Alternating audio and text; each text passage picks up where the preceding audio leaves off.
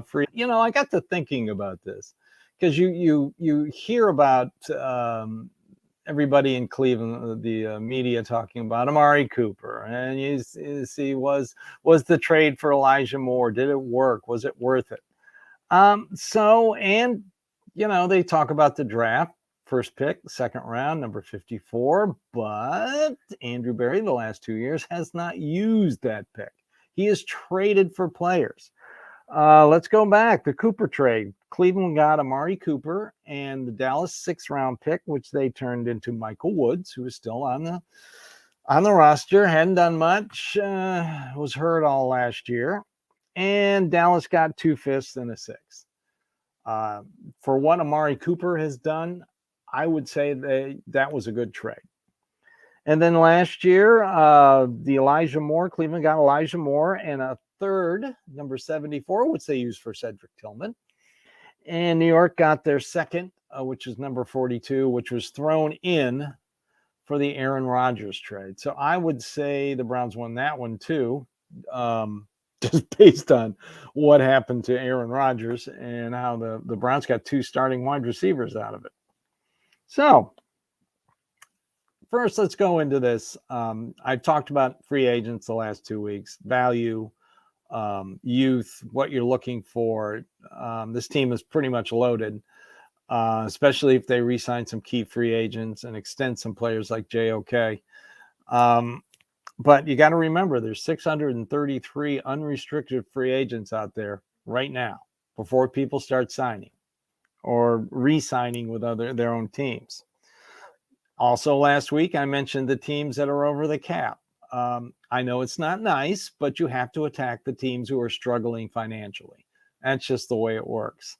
So that's how they got Amari Cooper 2 years ago from the Cowboys. The Cowboys didn't want to pay him and CD Lamb. I mean, you're looking at teams that have talent, but they can't pay everybody. And what the Browns do is they pick them up, they restructure, they pay him some, little money in the first year, and then just spread it out over a couple of years. So let's go over the teams again. You got the Steelers. Don't worry about the Steelers. Like I said last time, I hate them because they know how to draft and they know when to get rid of players. So you got the Cowboys, 19 million out over. Broncos, 24 million over. Chargers, $45 million over. And they've got a lot of players coming up from new contracts. And they got a completely new coaching staff. So you don't know what's going to happen out there.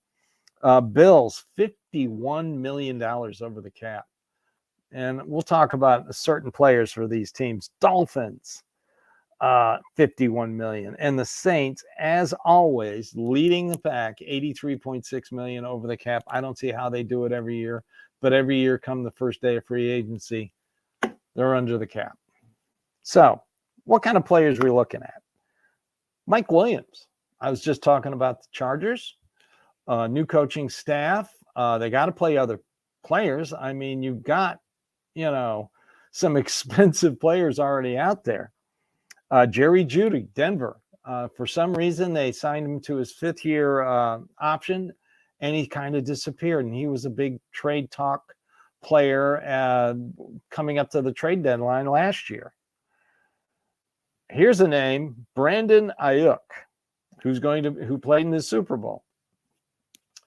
They're going to have to either sign him or Debo Sweeney. You can't sign both. So, this is the type of player we're looking at. Devontae Adams of the Raiders, he's a headache.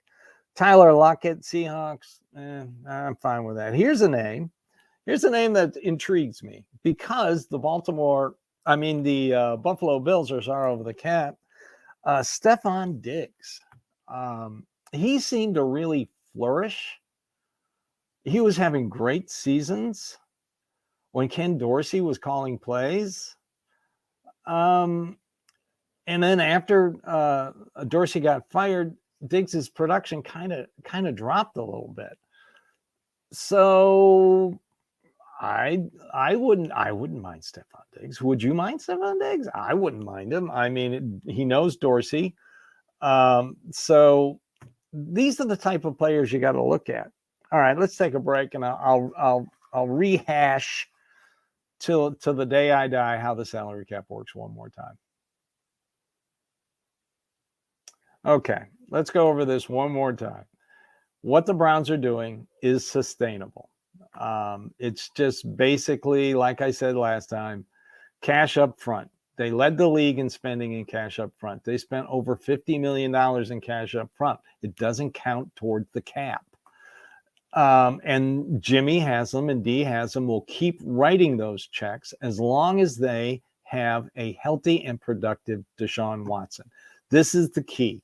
If he is productive. Now, last year with AVP and Kevin Stefanski, I think his last 3 starts, he was 3-0 with 720 something yards passing, 4 touchdowns, 1 interception, and a QB of 102, QBR of 102.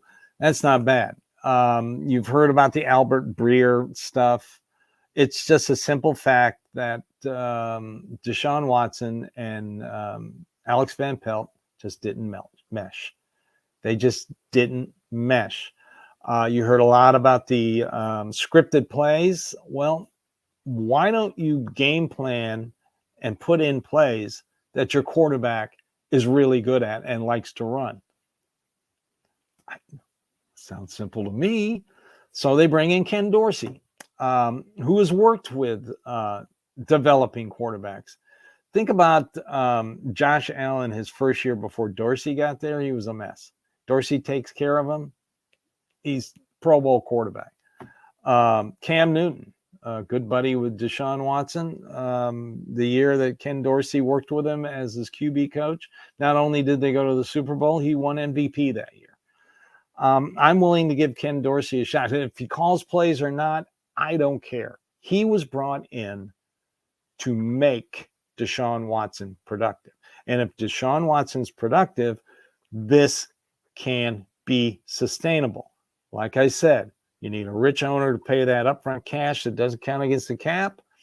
You need a front office who is incredibly creative at writing contracts. And you need an aggressive GM who knows how to get talent.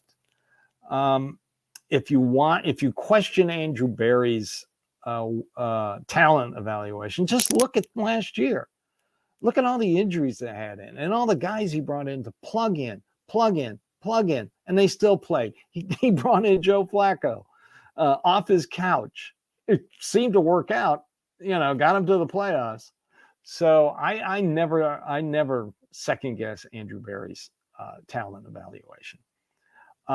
Contract extensions.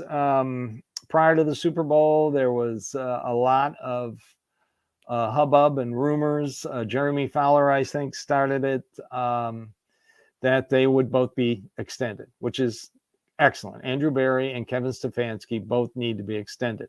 Also, how about that? Those awards, the AP awards. Congratulations to Jim Schwartz, to Myles Garrett. There was no doubt it was going to be Myles Garrett. Just go back and watch the Tennessee game and watch those 2 tight ends going in motion when Myles is going in motion. That's your boom. He won right there. And the hurdle over the guy in the blocked extra point.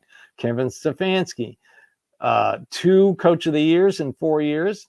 Congratulations. And of course, Joe Flacco, comeback player of the year. So I hope everything I hope you enjoyed this series of shows that I've put together about free agency and about possible trades with wide receivers. I'd love to hear your comments. And as always, this is the Cleveland Browns Dog Pound South podcast. I'm your host, Steve Gill, part of the Fanatical Elves Network, part of the Fans First Sports Network. Love that you guys watch, listen, and follow. I hope you enjoy. I'll have more in this off season. I love the off season. I'm a draft. People always say that they're draft nicks. I say, hi, my name's Steve. I'm a draftaholic. And I also love free agency. And of course, as you can tell, I love talking about the salary cap. I can't help it. I'm an accountant. It's my wheelhouse. All right. Thanks for watching, listening, and following. And I hope everybody has a great day. I'll be back with more shows when we get closer to free agency. So everybody have a great one, and go Browns.